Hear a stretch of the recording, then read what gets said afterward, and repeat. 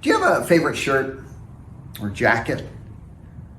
In my early 20s, I was driving my dad's car to visit some friends one evening. The car was stolen. My dad was pretty upset. I was too. My favorite denim jacket was in the trunk.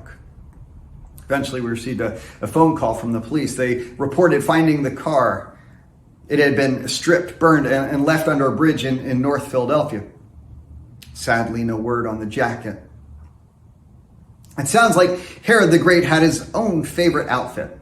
In Acts 12, Luke mentions Herod donning his royal robes, of which Josephus, the Jewish historian, described as made wholly of silver and a contexture truly wonderful, which shone so brightly in the morning sun that the people hailed him as a god.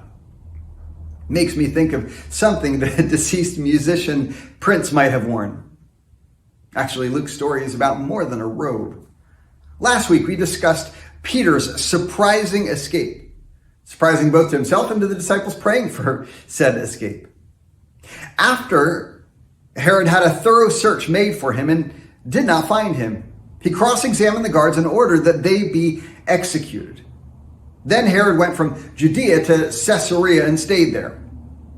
He had been quarreling with the people of Tyre and Sidon. They now joined together and sought an audience with him. After securing the support of Blastus, a trusted personal servant of the king, they asked for peace because they depended on the king's country for their supply, for their food supply. Now, all of this is again corroborated by Josephus. Now, perhaps Luke is connecting this story to Acts 11 and the famine prophesied by Agabus. While the disciples in Antioch responded to the famine by sending generous support to the church in Jerusalem, in Acts 12, King Herod failed to fulfill his obligation by providing the needed aid for those in Tyre and Sidon. Now, on the appointed date, Herod, wearing his royal robes, sat on his throne and delivered a public address to the people. They shouted, "This is the voice of a God, not of a man." Now, immediately, because Herod did not give praise to God, an angel of the Lord struck him down, and he was eaten by worms and died. Well, Josephus doesn't make mention of the worms. He does reference a severe pain arose in his belly, which became so violent that he was carried into his palace, where 5 days later he died. Last week, Peter was touched by an angel and delivered from Herod's clutches. This week, Herod, Peter and the church's persecutor, is struck by an angel and eaten by worms, or perhaps some gross intestinal parasite, and died.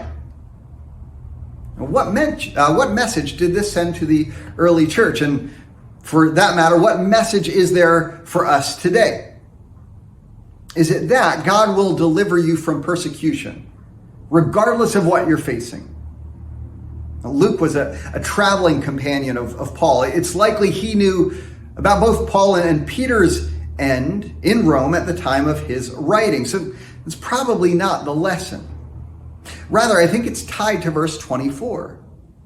But the word of God continued to spread and flourish. Try as Herod might, the kingdom's advancement was not to be curtailed and not to be stood against. In John Stott's commentary on Acts, for which much of my devotions are indebted, Stott says this. I'm going to read a rather long passage. One cannot fail to admire the artistry with which Luke depicts the complete reversal of the church's situation. At the beginning of the chapter, Herod is on the rampage, arresting and persecuting church leaders. At the end, he himself is struck down and dies. The chapter opens with James dead, Peter in prison, and Herod triumphing. It closes with Herod dead, Peter free, and the word of God triumphing. Such is the power of God to overthrow hostile human plans, to establish his own in their place. Tyrants may be permitted for a time to boast and bluster, oppressing the church and hindering the spread of the gospel, but they will not last. In the end, their empire will be broken and their pride abased. The storms will come and storms will go, but the gospel will prevail. As Jesus says in John's gospel, I have told you these things, so that in me you may have peace. In this world you will have trouble, but take heart. I've overcome the world. May you have peace in the reminder this week that while tyrants may bluster, while the world may be swirling and just things seeming like they're falling apart, may you have peace that God is in control.